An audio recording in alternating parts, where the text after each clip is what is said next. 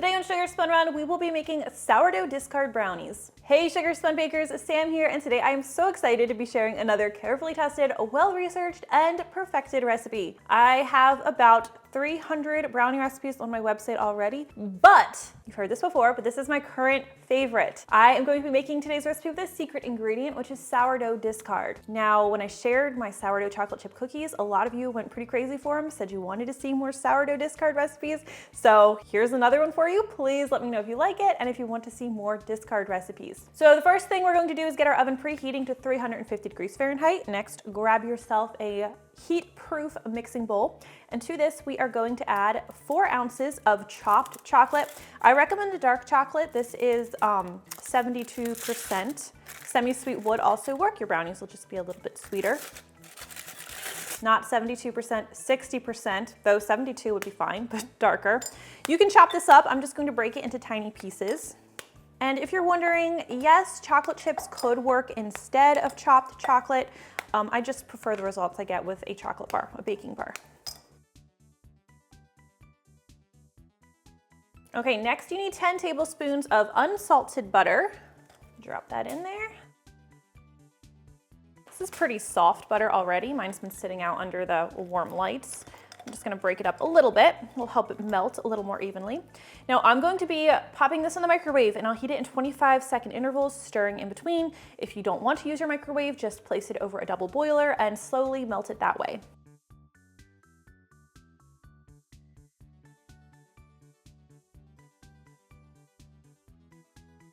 Okay, so we're heating this until our chocolate and butter are completely melted and we have a nice smooth mixture, which looks like this is after a few stints in the microwave. So now we're going to add our cocoa powder. You need a ½ cup of cocoa powder for today's recipe, and I recommend using Dutch cocoa for this recipe. Actually, I like the more intense flavor it gives.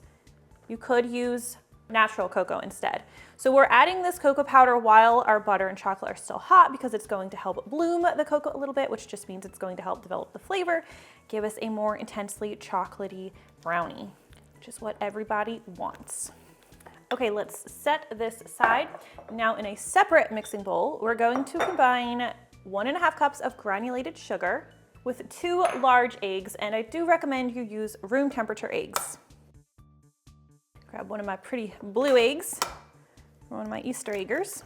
So my next instruction to you is to beat the eggs and sugar together vigorously. You can do this with a whisk or even with a spoon, but I am going to be using an electric mixer. So the reason we are mixing everything as vigorously as I'm about to is because this step kind of creates a little bit of it's not quite a meringue, but it's going to give us that shiny, crackly meringue-like surface that is so desirable on brownies. So let's get mixing. Start slow so you don't cause a lot of splatter. And since I'm using a mixer, I'm just going to do this on high speed for about a minute. By hand, you'd be mixing vigorously for like 2 or 3 minutes. So when we're finished, our eggs have lightened in color. We have a nice glossy mixture that's well combined. Okay, so this is where our sourdough comes in. We're going to add a ½ cup of sourdough discard to this recipe. So I love this because it's a great way to use up, sourdough that you would otherwise be throwing out. It's 110 grams if you're using a scale. And I do always include weight measurements in the printable recipe. So if you're someone who bakes with a scale, make sure to check that out. Set Scotty aside, I'll feed him a little bit later. All right, we're also going to be adding 2 teaspoons of vanilla extract. Just stir everything together until this is all nicely combined. You want to make sure that sourdough discard is nicely incorporated. I've recently just become obsessed. I bake so much sourdough in my home and I try not to waste any of the discard, so I've been putting it to good use. And like I said, this is one of my favorite recipes yet with discard. All right, let's grab our melted chocolate and we're just going to drizzle this on in. And stir everything together until that chocolate is nicely distributed and we have a nice uniform batter. It's so pretty, all marbled. Make sure you're scraping the sides and the bottom of your bowl as you go. That's just a good rule of thumb anytime you're mixing anything. Okay, this recipe doesn't use a lot of flour, which helps give us really nice, dense, fudgy brownies. You just need 2/3 cup of all-purpose flour, just a ½ teaspoon of regular old table salt, and we'll stir everything together Again, scraping the sides and bottom of the bowl as we go.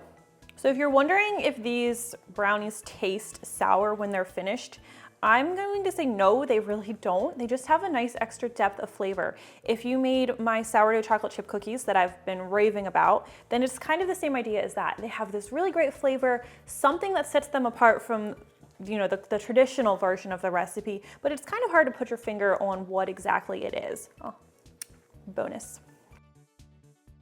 All right, and since there is no such thing as too much chocolate, I like to add 3/4 cup of semi-sweet chocolate chips into the batter. Fold these in. Look how beautiful and glossy that is.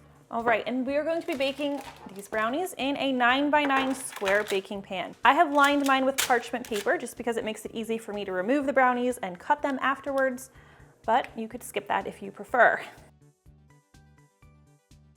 Smooth these out. These already smell amazing and they're not even baking yet.